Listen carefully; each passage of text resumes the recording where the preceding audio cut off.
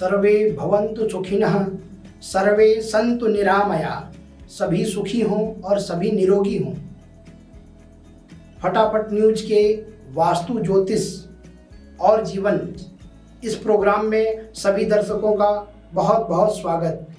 मैं पंडित योगेश नारायण मिश्र आज के इस प्रथम श्रृंखला में आपको वास्तुशास्त्र के बारे में बतलाऊंगा।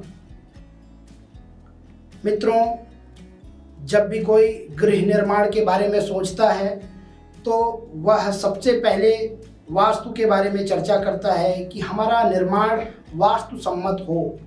तो वास्तु क्या है, वास्तु क्यों है और वास्तु किस लिए जरूरी है, यह जानना बेहद महत्वपूर्ण है।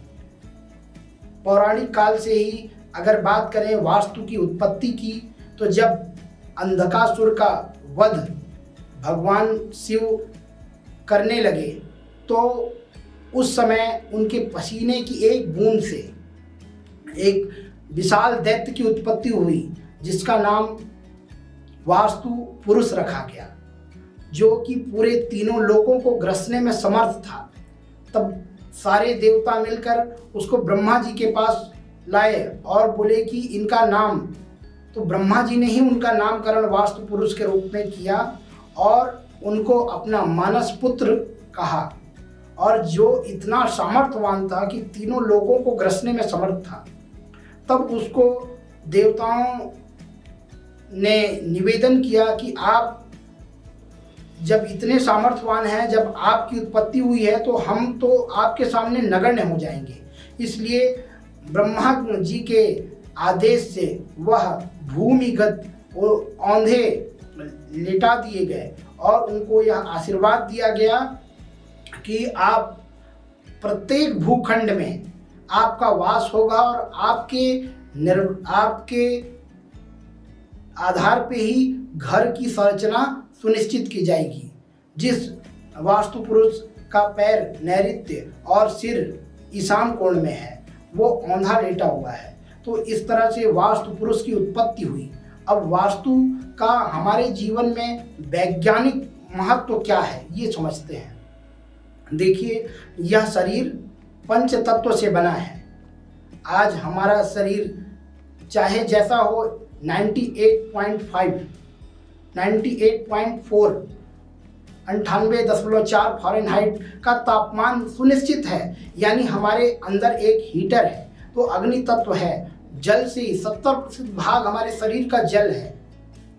तो जल, अग्नि और हम सांस लेते हैं वायु, पृथ्वी तत्व नाक है। इस तरह से पांचों तत्व का समन्वय हमारे शरीर में है।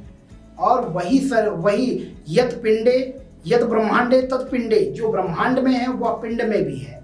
तो उस ब्रह्मांड से पिंड का जो संबंध है वही वास्तु है।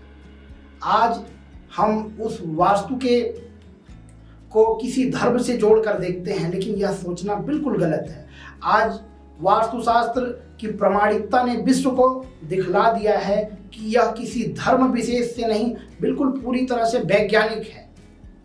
जहाँ पर भी घर का निर्माण वास्तु सम्मत होता है, वहाँ हमने बिल्कुल प्रयोग करके ये देखा है कि वहाँ के रहने वाले लोग सुखी होते हैं।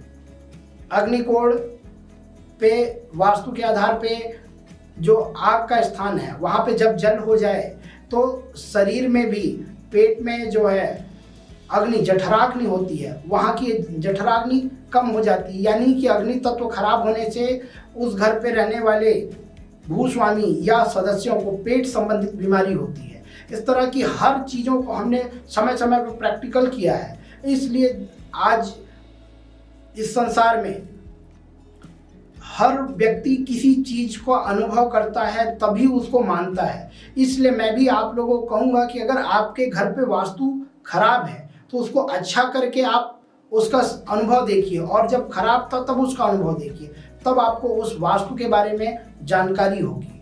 और वास्तु आपका जीवन जीने का एक ढंग है। वह यह नहीं है कि हाँ आप पूजा कक्ष बनाएं, आप कोई भी धर्म से हो आप पूजा करें, ऐसा नहीं। आप अगर किसी भी धर्म को मानने वाले हैं, लेकिन आपका जो उपासना वाला जगह है वो एक सुनिश्चित होना चाहिए। और इसके निर्माण का जो हमारे वेद काल से ही आगम तंत्रों में विशेष उल्लेख है। अग्नि पुराण, वायु पुराण आदि में भी वास्तु के बारे में बहुत अच्छी जानकारी दी गई है। सम्रांगण सूत्रधार एक ऐसा ही ग्रंथ है, राजा भोज के द्वारा, भोजराज कृत है। तो इस तरह से वास्तु से संबंधित बहुत सारे ग्रंथ हैं जो वास्तु की एक एक छोटी छोटी जानकारी प्रदान करते हैं। हमारे वास्तु में यहाँ तक कि गृह निर्माण की इतनी बारीकी जानकारी है कि जब बेस बनाते हैं, घर के लिए फाउंडेशन तैयार करते हैं, उसमें किस साइज का पत्थर लगे उसका तक है कि बंदर के सिर के बराबर इतने उस आकार का पत्थर बेस किया जाए, उसको पत्थर डाला जाए। तो वास्तु आपको आपके घर बनाने और सुखी और समृद्ध रहने के बारे में बतलाता है। एक और उदाहरण मैं आप लोगों को बताना चाहूँगा कि आज देखिए भारत में 18वीं शताब्दी 19वीं शताब्दी तो बड़ी बात नहीं है, इधर 9वीं शताब्दी से लेके बहुत प्राचीन भवन और मंदिर वास्तुकला से संपन्न होने के कारण आज भी बिल्कुल सुरक्षित खड़े हुए हैं। बल्कि उसके बाद बने हुए जो बिना वास्तु के बने हुए भवन बड़े बड़े भूकंपों या फिर प्राकृतिक आपदाओं पे भी ढह गए, लेकिन जहां वास्तु सम्मत निर्माण है वह आज भी अपने वास्तु के परचम को लहरा रहा है। इसलिए मित्रों, वास्तु आपके जीवन को सुखी और समृद्धि बनाने की एक कला है। हम वास्तु के इस कला को आपके जीवन में को सुखमय बनाने के लिए इस ज्योतिष वास्तु और जीवन प्रोग्राम में आगे हर एक विषय बिंदु पर अलग अलग विस्तार से चर्चा करेंगे। ईशान कोण का महत्व क्या है और ईशान कोण में को आप कैसा रखें, या आग्नेय कोण में आपको क्या बनाना चाहिए, क्या रखना चाहिए, नैऋत्य का क्या महत्व है, ब्रह्म स्थान क्या है, सीढ़ी कैसा हो वास्तु संबंध, ये सारे अलग अलग प्रोग्राम श्रृंखला में आपको दिखलाए जाएंगे। फटाफट न्यूज के इस कार्यक्रम में आगे भी आप बने रहें। धन्यवाद।